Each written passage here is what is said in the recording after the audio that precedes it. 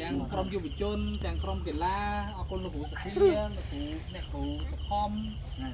ហើយជាពិសេសអ្នកធ្វើម្ហូបទាំងអស់ណាហើយអរគុណសម្រាប់ការចូលរួម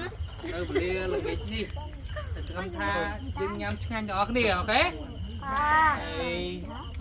យើងជឿបោះនៅក្នុងព្រះគ្រីយើងជាគ្រួសារតែមួយឯណាមែនមួយបាច់ចដៃនៅក្នុងព្រះគ្រី